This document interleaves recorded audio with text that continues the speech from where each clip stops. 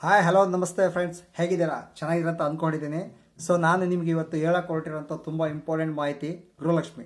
ಆ ಗೃಹಲಕ್ಷ್ಮಿ ಬಗ್ಗೆ ಏನು ಮಾಹಿತಿ, ಏನು ತೊಗೋಬೋದು ಅಂತ ಹೇಳೋದಕ್ಕಿಂತ ಮುಂಚೆ ನನ್ನ ಚಾನಲನ್ನು ಸಬ್ಸ್ಕ್ರೈಬ್ ಮಾಡ್ಕೊಳ್ಳಿ, ಫಾಲೋ ಅಪ್ ಮಾಡಿ, ಹಾಗೆ ಲೈಕ್ ಬಟನನ್ನು ಕ್ಲಿಕ್ ಮಾಡೋದನ್ನು ಯಾವುದೇ ಕಾರಣಕ್ಕೂ ಮರೆಯೋಕ್ಕೆ ಹೋಗಬೇಡಿ. ಸೊ ನಾನು ಈಗ ಈ ಯಾವ ವಿಚಾರದ ಬಗ್ಗೆ ಅಂತಂದರೆ ಗೃಹಲಕ್ಷ್ಮಿ 2,000 ಹಣದ ಬಗ್ಗೆ ನಿಮಗೆ ಮಾಹಿತಿಯನ್ನು ನೀಡ್ತಾ ಹೋಗ್ತೀನಿ. ಇದು ಕಾಂಗ್ರೆಸ್ ಸರ್ಕಾರದ ಪಂಚ ಗ್ಯಾರಂಟಿಗಳಲ್ಲಿ ಪ್ರಮುಖವಾದ ಒಂದು ಗ್ಯಾರಂಟಿ ಆಗಿದೆ. ಸೊ ಇದರಿಂದ ಎಷ್ಟೋ ಬಡ ಹೆಣ್ಣು ಮಕ್ಕಳ ಕುಟುಂಬಗಳಿಗೆ ಒಂದು ಆಶಾದೀಪವಾಗಿ ಈ ಒಂದು ಗೃಹಲಕ್ಷ್ಮಿ 2,000 ಹಣ ಉಪಯೋಗವಾಗ್ತಿದೆ.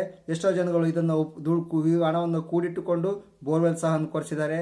ಸೊ ಮಕ್ಕಳಿಗೆ ಬೇಕಾದಂಥ ವಸ್ತುಗಳನ್ನು ಒಂದು ಫ್ಯಾಮಿಲಿ ಸಹ ನಡೆಸ್ತಾ ಹೊಂಟಿದ್ದಾರೆ. ಸೊ ತುಂಬ ಬಡವರು ಅವರ ಮನೆಯನ್ನು ನಿರ್ವಹಿಸಲಿಕ್ಕೆ ಸಹ ಇದು ಒಂದು ಉಪಯುಕ್ತವಾದಂಥ ಹಣವಾಗಿದೆ ಅಂತ ನಾವು ಹೇಳ್ಬೋದು. ಸೊ ಈಗ ತಿಳಿಸ್ಲಿಕ್ಕೆ ಹೊರಟಿರೋ ವಿಚಾರ ಏನಪ್ಪ ಅಂದರೆ, ಈ ಗೃಹಲಕ್ಷ್ಮಿ ಹಣ ಯಾಕೆ ನಮಗೆ ಬೇಗ ಜಮಾ ಆಗ್ತಿಲ್ಲ, ಏನು ಕಾರಣ ಅನ್ನೋದನ್ನು ತಿಳ್ಕೊಳ್ತಾ ಹೋಗೋಣ ಬನ್ನಿ. ಸೊ ಇದಕ್ಕೆ ಸರ್ಕಾರ ಹೇಳುವ ಪ್ರಕಾರ ಯಾವುದೇ ರೀತಿಯಿಂದ ಹಣದ ಕೊರತೆ ಇಲ್ಲ, ನಮಗೆ ಗೃಹಲಕ್ಷ್ಮಿ ಹಣ ಬರುತ್ತೆ ಅಂತಂದೇಳಿ ಹೇಳಿದ್ದಾರೆ.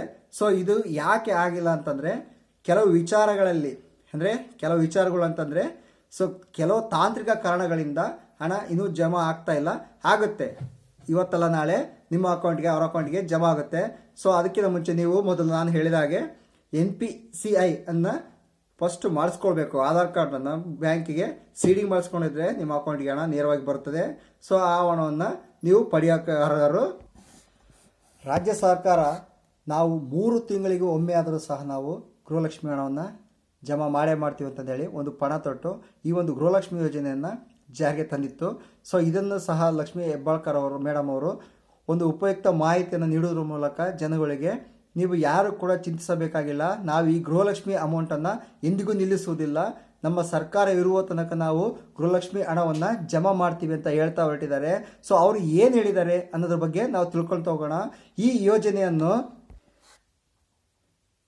ಗೃಹಲಕ್ಷ್ಮಿ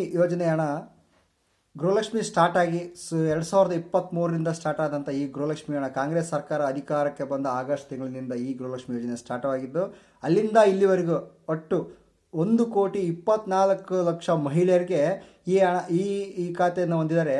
ಇದರಲ್ಲಿ 54,000 ಕೋಟಿ ಹಣ ಅವರ ಅಕೌಂಟಿಗೆ ಜಮಾ ಆಗಿದೆ ಅಂತಂದೇಳಿ ಲಕ್ಷ್ಮೀ ಹೆಬ್ಬಾಳ್ಕರ್ ಮೇಡಮ್ ಅವರು ಹೇಳ್ತಿದ್ದಾರೆ.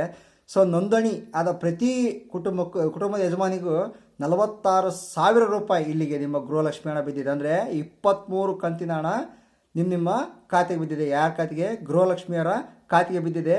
ನೀವು ಯಾರೂ ಸಹ ಚಿಂತಿಸಬೇಕಾಗಿಲ್ಲ. ಸೊ ಇಲ್ಲಿ ನೀವೇನು ಮಾಡಬೇಕು ಅಂತಂದರೆ, ಗೃಹಲಕ್ಷ್ಮಿ ಹಣ ನನ್ನ ಅಕೌಂಟಿಗೆ ಬಿದ್ದಿಲ್ಲ ಅಂತಂದೇಳಿ ಪದೇ ಯಾರನ್ನು ಕೇಳೋ ಆಗಿಲ್ಲ.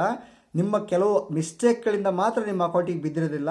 ಸೊ ಅದನ್ನು ನೀವು ಏನು ಮಾಡಬೇಕು, ಬ್ಯಾಂಕಲ್ಲಿ ಹೋಗಬೇಕು, ನಿಮ್ಮ ಪಾಸ್ಬುಕ್ ಮತ್ತು ಆಧಾರ್ ಕಾರ್ಡನ್ನು ಕೊಟ್ಟು ಇದಕ್ಕೆ ಲಿಂಕ್ ಆಗಿದೆಯಾ ಅಥವಾ ಪೋಸ್ಟ್ ನಿಯರಲ್ಲಿ ನಿಮ್ಮ ಹತ್ರದಲ್ಲಿರುವಂಥ ಪೋಸ್ಟಲ್ಲಿ ಹೋಗ್ಬಿಟ್ಟು ಅಲ್ಲಿ ಪೋಸ್ಟಲ್ಲೇ ಸಹ ಇವಾಗ ಅಕೌಂಟನ್ನು ಓಪನ್ ಮಾಡಿ ಕೊಡ್ತಿದ್ದಾರೆ. ಆ ಅಕೌಂಟು ನಿಮ್ಮ ಆಧಾರ್ ಕಾರ್ಡಿಗೆ ಲಿಂಕ್ ಆಗಿದೆಯಾ ಇಲ್ಲವೋ ಅನ್ನೋದು ಮಾಹಿತಿಯನ್ನು ನೀವು ತಿಳ್ಕೊಳ್ಬೇಕಾಗತ್ತೆ. ತಿಳ್ಕೊಂಡ್ರೆ ಮಾತ್ರ ನಿಮಗೆ ಅದು ಅಮೌಂಟ್ ಜಮಾ ಆಗಿದೆಯಿಲ್ಲ ಅಂತ ನಿಮಗೆ ಗೊತ್ತಾಗುತ್ತೆ. ಆದ ಕಾರಣ ನೀವು ಬ್ಯಾಂಕು ಮತ್ತು ಪೋಸ್ಟ್ ಆಫೀಸ್ ಎರಡರಲ್ಲೂ ಅಕೌಂಟನ್ನು ಹೊಂದಿರ್ತಾರೆ, ಯಾವುದಾದ್ರು ಒಂದು ಕಡೆ ಅಕೌಂಟನ್ನು ಮಾಡಿಸ್ಕೊಳ್ಳಿ. ಸೊ ಆ ಅಕೌಂಟ್ಗೆ ಹಣ ನೇರವಾಗಿ ಮುಂದೆ ಬರುವಂಥ ಹಣ ನೇರವಾಗಿ ನಿಮ್ಮ ಖಾತೆಗೆ ಬೀಳುತ್ತದೆ ಅಂತಂದೇಳಿ ಸರ್ಕಾರದಿಂದ ಅಧಿಕೃತವಾಗಿ ಮಾಹಿತಿಯನ್ನು ಕೊಟ್ಟಿದ್ದಾರೆ. ಸೊ ಯಾವುದೇ ಕಾರಣಕ್ಕೂ ನೀವು ಮಿಸ್ ಮಾಡದೇ ರೀತಿಯಲ್ಲಿ ನೀವು ಗೃಹಲಕ್ಷ್ಮಿ ಹಣವನ್ನು ಪಡಿಬೇಕು, 24ನೇ ಕಂತಿನ ಹಣವನ್ನು ಪಡಿಬೇಕು ಅಂದರೆ ನೀವು ನಾನು ಹೇಳಿದ ಕೆಲಸವನ್ನು ತಪ್ಪದೇ ಮಾಡಿ. ಅದೇ ರೀತಿಯಾಗಿ ನನ್ನ ಚಾನಲನ್ನು ಸಬ್ಸ್ಕ್ರೈಬ್ ಮಾಡ್ಕೊಳ್ಳೋದನ್ನು ಮರಿಬೇಡಿ, ಫಾಲೋ ಮಾಡೋದನ್ನು ಮರಿಬೇಡಿ ಮತ್ತು ಶೇರ್ ಮಾಡೋದನ್ನು ಯಾವುದೇ ಕಾರಣಕ್ಕೂ ಮರೆಯೋಕೆ ಹೋಗಬೇಡಿ. ಇಂತಿ ನಿಮ್ಮ ಪ್ರೀತಿಯ ಅಶೋಕ್. Thank you.